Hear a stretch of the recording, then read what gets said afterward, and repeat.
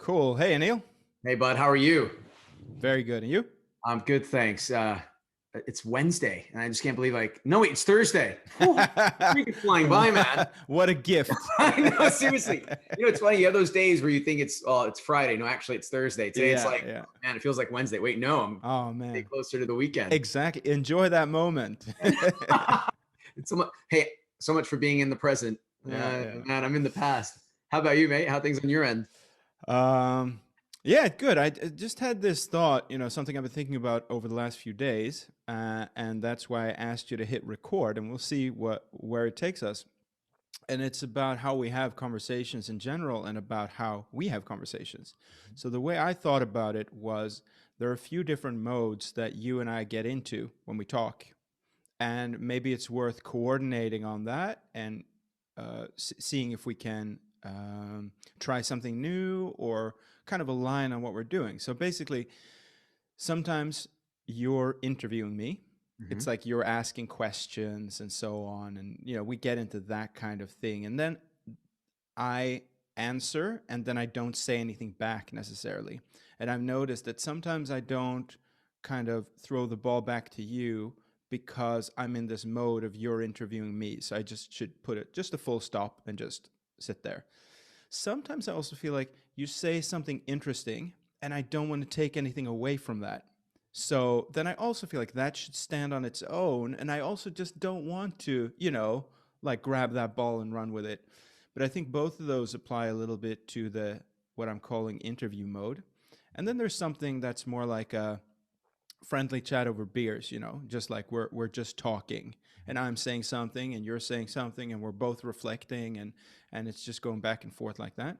And then there's a third thing that's happened on a few occasions where it's like coaching. So I start going like, well, tell me more about that. How does that feel? What could you do about that? Or, whatever it might be.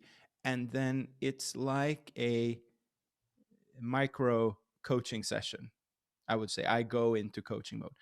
I think all those can be useful. Maybe there are other modes of conversation that we get into, and maybe there's a way to keep the conversation fluid, but also agree, what we're doing, right?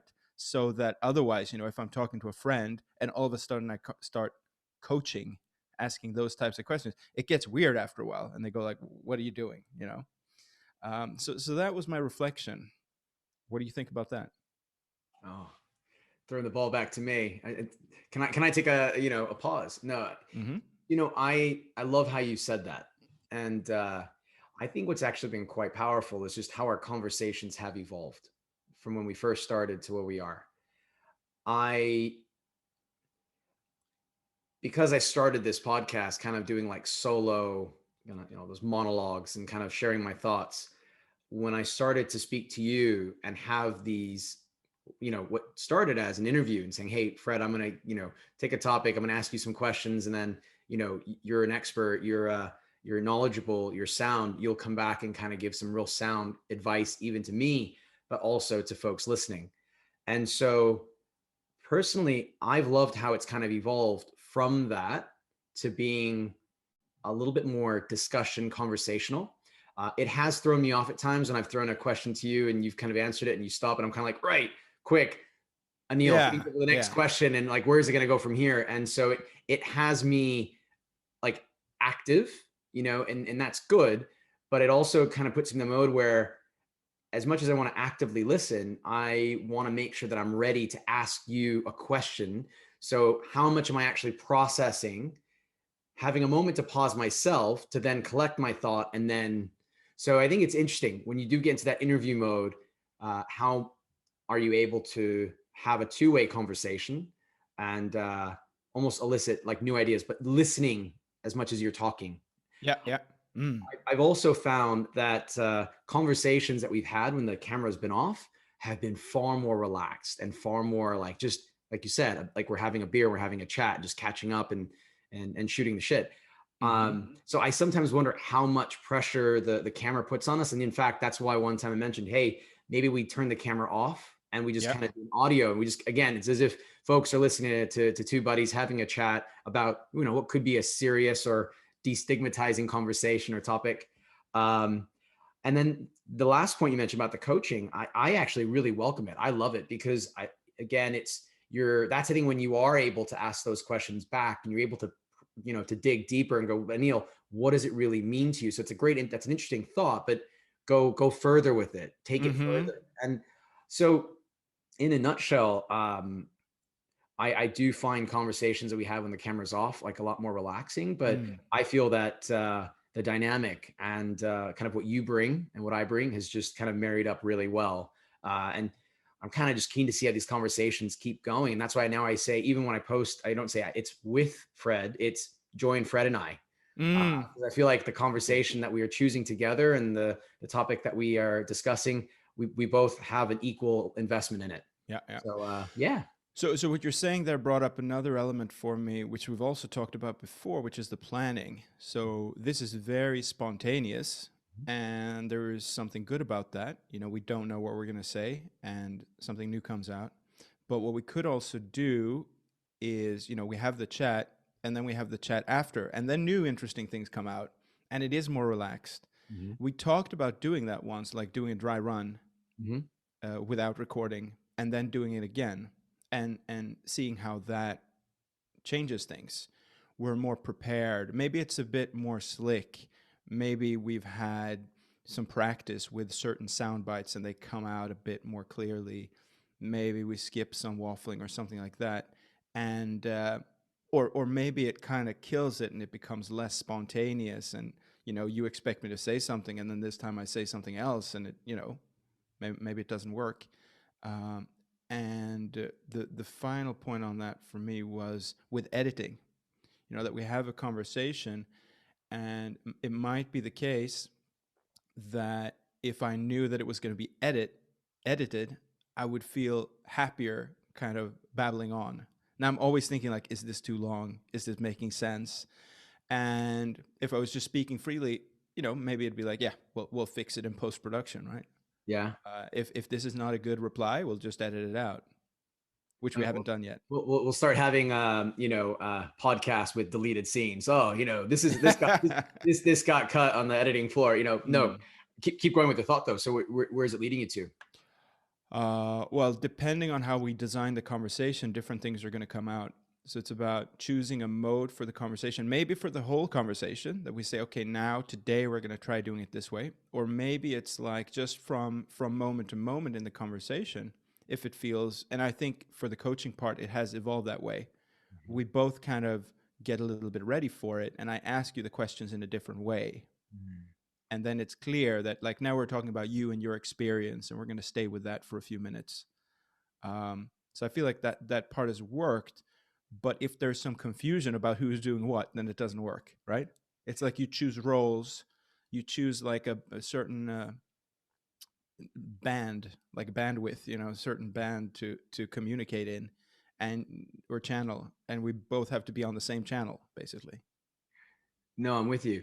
If I think about, I feel like there are two reasons why, maybe more, but two specific reasons why we do what we're doing, right? Why we collaborate, why we're having Mm-hmm. these conversations. One is because we both have a vested interest in reflecting in our own selves, right? It's a journey that I'm on. It's a journey you're on.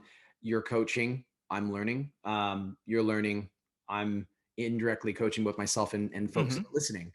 And so it becomes like this weird, like, a cool kind of a two-way kind of dialogue Yep. that serves meant to serve a purpose. And then the second reason is, I feel like the folks that are listening are kind of wanting things to just be kind of raw, natural, and tangible and Mm. bite-sized. And the reason why, apart from not being a professional podcaster and having time to edit and all, is it's my way of saying, well, it's a great way for it to be a raw, spontaneous conversation. You never know what's going to come up. I'll give you an example. The other day, I did a recording, and I'm hesitant to post it because one of the examples that I brought up in the conversation, I feel if someone that I'm speaking about hears it and goes, wait, was that me? I'm going to feel like I'm violating their trust. And so I Mm. was actually thinking for the first time, should I edit that part out? And I was like, so what I find amazing about these conversations is they kind of take the mode they do. And Mm-hmm. maybe it's just if folks are comfortable with us kind of staying a bit raw, you kind of even can pause and say, hey, Neil, I'm going to take a second here and I'm going to throw this back to you. And maybe we just Yeah, we see how it Yeah. goes, because I see many more conversations to come. And if we need to tweak and change as we go, hey, that's why I love what you say. We're a bit playful, we're a bit curious, and we're learning as we go, and we can kind of tweak and change. What are your thoughts? Exactly. So it makes me think, if you're dancing with someone and one person thinks you're doing the foxtrot and the other one thinks you're doing the tango, it doesn't work. Mhm. So you have to do the same dance, and then you can change around the same time. You're like, all right, the music changed, the mood changed, let's change.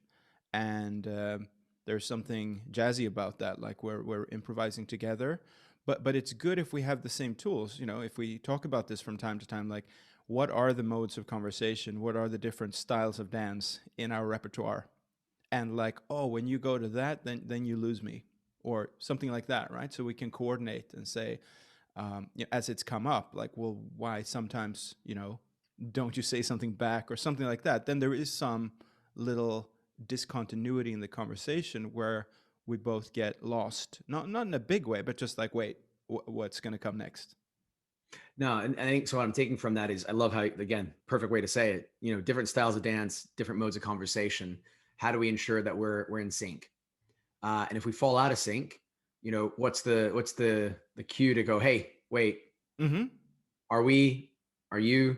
Yeah, yeah. And then the question kind of comes up. Okay, do we just kind of let folks know as we're going that, hey, we're actually going to switch the mode or switch the dance up, or do we kind of edit that out and be a bit more polished? And I think Mm-hmm. Yeah, that's let's see. yeah, I'm kind of keen to see how that goes. In fact, like, one of the next topics we're going to discuss, I've already mentioned to you, like, I feel uneasy and excited about it. And I'm kind of thinking, I think this next conversation is going to have a bit of a ebb and flow to it. I think it's Yeah, going to yeah. be less interviewee and more coachy, conversational. That's where I'm feeling it's going to go, but let's see. Let's see. Yeah. And I think just by having brought this topic up, now we're both thinking about it, and then we can have a few conversations. Maybe it comes up mid conversation, or maybe we have another separate chat about it to see, you know, just having talked about it, something is going to change. The question is what? No, and so again, we are gonna publish this. This is something we've intentionally recorded because we want folks to know that. I think what I'd love folks to take away from this, and feel free to jump in, Fred. I would love for you guys to take away. Sometimes you just need to be a bit open with the person you're having that mode of conversation with, and it can start in one way, but it can change midway and end another. Mm. And there's no harm in that. But maybe just knowing, what you want to get out of it Yeah. can help at least get you there, and being open with the person you're speaking to. If this is what I'd like to get out of it, or can we make a slight change, an adjustment midway, can actually hopefully improve Mm-hmm. whatever it is you're doing, whether it's a conversation or something else. Yeah. Well, I think that's a great summary. So let's, keep that in mind, and we'll pick it up another time. Sounds good. Hey, Fred, thanks, bud, for that one. Different styles of dance. Mm-hmm. That one in mind. All right. We'll speak to you soon. Thanks, Fred. Ciao.